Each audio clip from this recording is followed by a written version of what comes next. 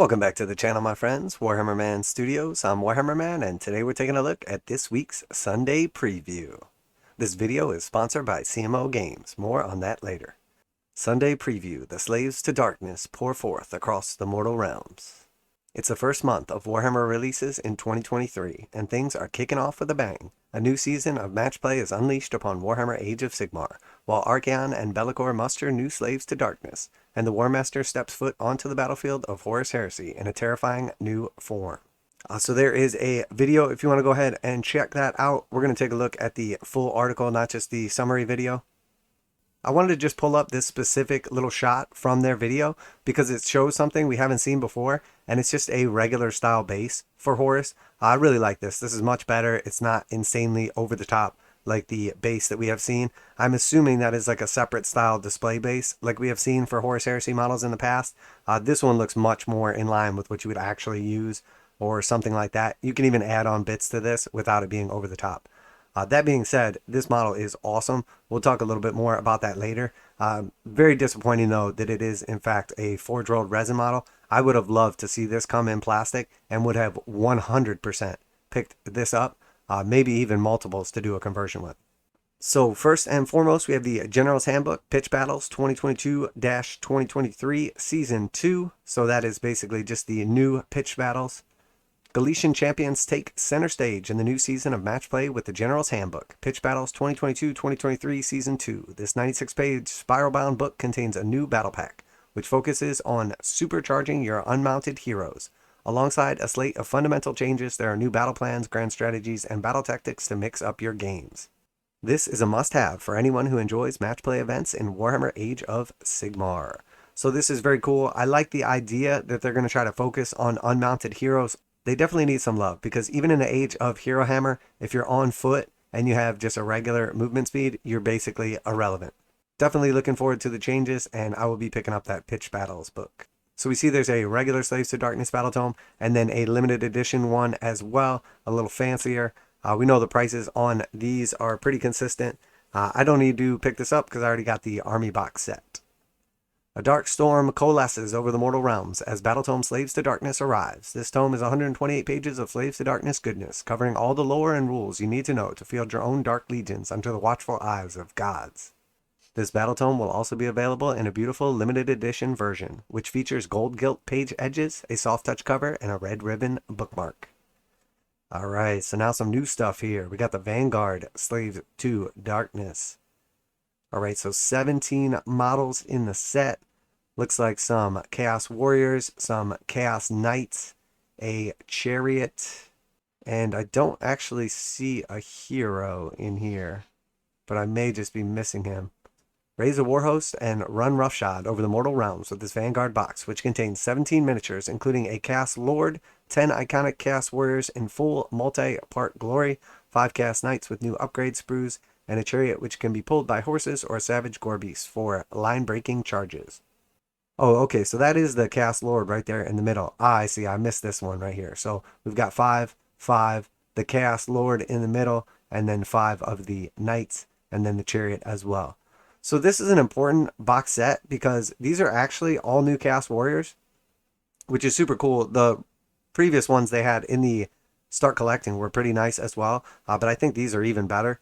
And then the Knights are the same Knights from that box set, but they have added in sprue for a musician, some upgrades, including like the banner and stuff. So definitely a cool box to see coming here.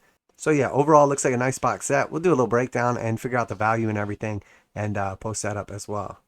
Then we have that new Daemon Prince. So this guy's awesome. There are like tons of different variances how you can build them with or without wings, 40k or fantasy version. And then there's a bunch of different like heads you can swap out to make him look a little more like one of the chaos gods. The grand prize at the end of the path to glory is to be transfigured and granted immortality by becoming a Daemon Prince. This kit is a true banquet of options, including a range of heads with one for each of the chaos gods, a choice of weapons, and more. It even transcends game systems with war gear options to use this unholy champion in games of Warhammer 40,000. Really, really nice looking model. Definitely very, very cool. And now we see the long-awaited individual release of the Chaos Lord on Karkadrak. So very cool. This model is awesome. He is great in game terms as well. So definitely glad to see finally a release from this. after they got rid of the box set, it was just a matter of time. But an excellent way to start a Chaos army is with this guy at the front. With the new Vanguard box replacing the old Start Collecting box, the Chaos Lord on Karkadrak has been unchained and now roams free, grazing his reptilian beast on the corpses of his slaughtered foes. This bruiser is a solid choice for any Slaves to Darkness list. Very cool model and very good in game terms. Alright, and now we have the new champion of Be'lakor, Eternus, the Blade of the First Prince. So this model is absolutely amazing, and then it's also a dual kit, so you can turn it into just a regular Chaos Lord. This thing is awesome. He is absolutely amazing. I love this model. Definitely want to have him. Unfortunately, I'm much more into the Archaon side of the army as opposed to the Be'lakor side of the army. I think they're really cool, but there's like that weird divide. So I don't know. I think I still may be picking him up just because he's such an awesome model. I'm just not sure how it's going to fit into my larger army. Archaon's prime shock troops are known as the Vanguard. From the elite cadre, his eternal rival, Be'lakor, has plucked Eternus, imbued him with the souls of the Stormcast Eternals, creating a champion for his own armies. This kit builds Eternus, Blade of the First Prince, or a generic Chaos Lord on demonic mount. So really, really cool. I love it. I love that they did the dual kit as well. Every time they do a special character dual kit, I'm super happy to see that because it gives you an option to pick up an awesome new kit regardless of if you want that special character. So absolutely amazing. Love this kit. Love this model. The lore and everything behind it. Definitely going to be picking him up. Alright, then we have the Exalted Hero of Chaos.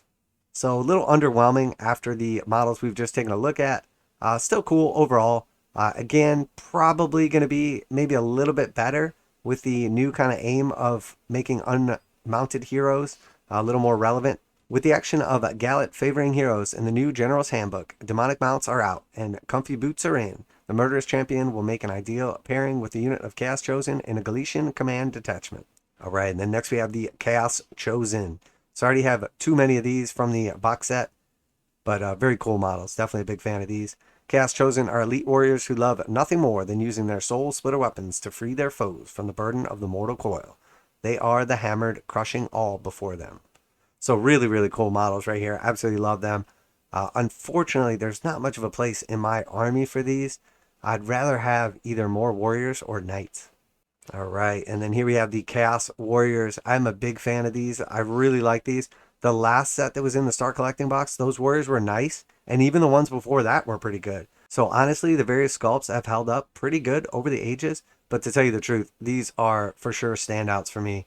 These are absolutely awesome. Definitely a big fan of these, and I'm going to need some of these boys for my army. Chaos Warriors are the iconic mortal bruisers of the forces of chaos, imbued with dark blessings and clad in hell-forged armor.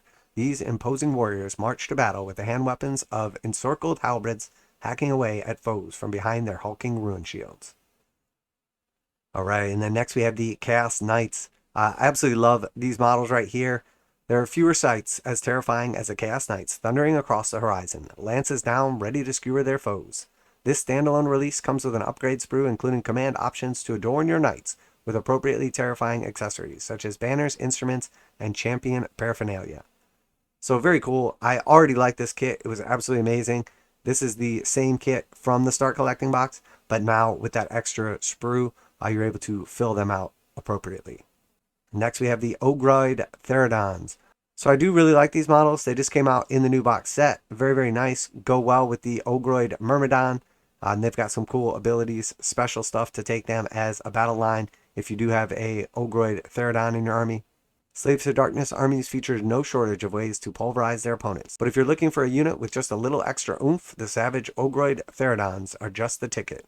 These hulking brutes tap into your bestial nature to lay their enemies low. Slaves to Darkness, a dice set. So they're black and white pips, so that's a good start. They're easy to read. They have the rounded corners. They're chunky dice. So I think Games Workshop's on the right track with these, but honestly, we know they're going to be way overpriced.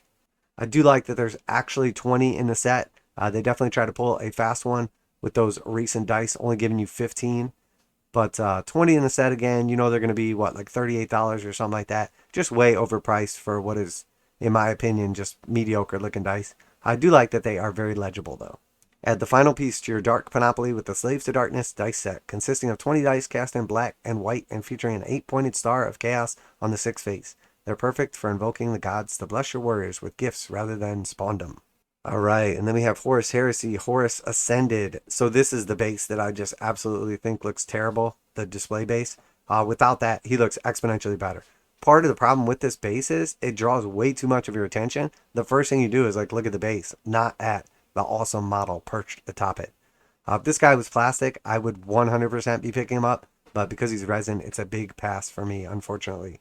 Horus Lupercal has drunk deep of the power granted by his dark patrons to become Horus Ascended, the next release in the Horus Heresy character series and a Primarch of the Sons of Horus, the Emperor's traitorous Warmaster at the peak of his powers. This mighty warrior is outfitted with the Serpent's Scales, Warmaster's Talon, and Worldbreaker, and comes with an optional scenic base that is covered in the skeletal detritus of war. He will be available globally from the Forgeworld web store, but for those of you in the UK, Europe, and USA, it will be on sale on the Games Workshop web store too. It will be on sale on the Games Workshop web store too, but keep in mind, this is 100% a resin model. Games Workshop has already said that. So don't be fooled when you see him on the Games Workshop web store and then he shows up in resin, because that has happened to me before. And now a quick message from this week's sponsor. This video is sponsored by CMOGames.com, where you can get 15% off most Games Workshop pre-orders, and they go live right at midnight Saturday mornings. CMOGames.com offers free shipping on orders over $25 in the US 48, and most orders ship within 24 hours. CMOGames.com has been selling Games Workshop products online for more than 20 years, and customer service is their top priority. CMOGames.com carries the full line of Games Workshop products, including 40K, Age of Sigmar, Kill Team, warcry, paints, hobbies, and tools. Visit CMOGames.com using the affiliate link in the description below so they know you heard about CMOGames.com from Warhammer Man Studios. Now, back to the video. Thousand Suns Mark 6 upgrades. So we equip your Thousand Suns Mark 6 Tactical Space Marines with a range of resin upgrades that mark them out as part of their legion, adding an esoteric touch to the sleek lines of Corvus armor. So pretty cool overall, some Thousand Suns upgrades, Ultramarines Mark 6 upgrades as well. Inferno Son of Guilliman goes without custom Mark 6 accessories that cleave close to the deep traditions of Ultramar, the elegant restraint. These resin Mark 6 upgrade kits can mark out your brightest and best warriors on the battlefield. These don't look bad at all. They definitely look a lot more crisp than some of the stuff that's been coming out lately. We have the White Dwarf issue 484. Looks like some boarding actions stuff in here. Little mini photo backdrop. That's pretty cool. Boarding action board tiles and hobby bingo cards. I'm not sure what boarding action board tiles is, but that is interesting. And then playing on Demonic Space Hulk. Some cool stuff it looks like. The first installment of White Dwarf for 2023 is a bumper issue full of boarding actions content that sheds new light on this game mode and introduces missions and rules to fight battles on the Warp Touch Space Hulk. There are also plenty of extra rules and articles covering your other favorite Warhammer games in this action-packed issue. So I'm looking forward to boarding actions and definitely kind of going into it with an open mind. Part of why I'm a little skeptical right now is all the content and everything that we've seen is basically from like paid shills of Games Workshop, which that's totally cool. I have no issue with that. By all means, accept free products, work with Games Workshop. But the truth is, when you don't have to buy something with your own money, it's hard for you to actually evaluate like if it's worth it.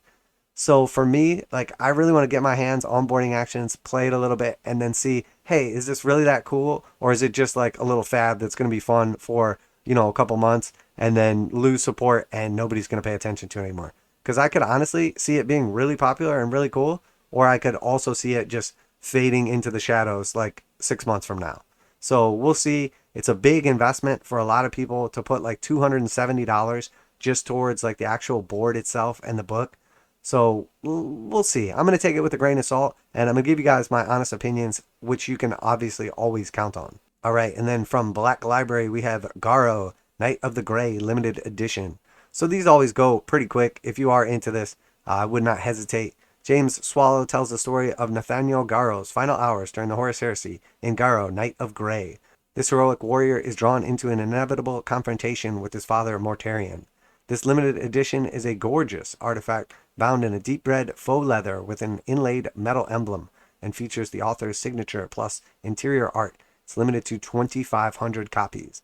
That is worldwide. It is signed. Pretty cool overall. We know this is going to sell out. And then Garro, the Knight of Grey, just your regular book copy as well. We have God Eater Sun. Pretty cool art on the cover there. Not everyone is happy with the rule of order in the mortal realms. God Eater's son finds an unlikely hero in the Heldenar Fall. Noah Van Wynn's tale of an ordinary person fighting for freedom against the gods. It will be available in hardback, ebook, and audiobook. Then we have Soul Slayer. Very, very cool piece of artwork right there. The problem with having a soul that survived the end of the world is that it burns so bright to attract unwanted attention. As Gotrek quests across Shaman with his Fireslayer kin, the envious eyes of the Idoneth Deepkin regard him with the dark intentions as Darius Hank's Soulslayer comes to audiobook. Alright, so lots of cool stuff coming. Definitely excited to see.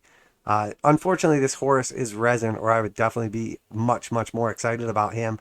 Very, very cool model, though. I know some people aren't bothered by resin and will absolutely love to snatch this guy up. And I do like this base way more than the display base. So you guys know I'm going to be picking up this general handbook, and of course going to be picking up some Slaves to Darkness as well. Probably just some Knights and some Warriors. But man, honestly, this box is pretty much an auto buy. If you were going to get Knights and Warriors, they're probably going to be $60 per kit. So that's going to be $120, and this is going to be $130. So you basically get a free chariot and your character for $10. So probably just going to go with actually the Vanguard Slaves to Darkness. I think that's a really nice way to fill out your army and a bunch of like useful and good units. And if you already bought the Slaves to Darkness box set like me, you already have a lot of the other stuff coming here. The Chaos Lord on Karkadrak is very awesome, very good in game terms, and super, super cool model. But this is probably what I am most excited about. Eternus is absolutely awesome. I will definitely be picking him up and painting him up as well. So yeah, lots of other cool stuff coming. Let me know what you're going to be picking up, what you're most excited about, and stay tuned for the official prices video so we can do the rundown on the prices, savings, etc. Special thanks to CMO Games for sponsoring this video. Check them out to save 15%. That's it for today. Warhammer Man Studios. I'm Warhammer Man, and I'm excited for 2023. Bring on the chaos. And I'm out of here.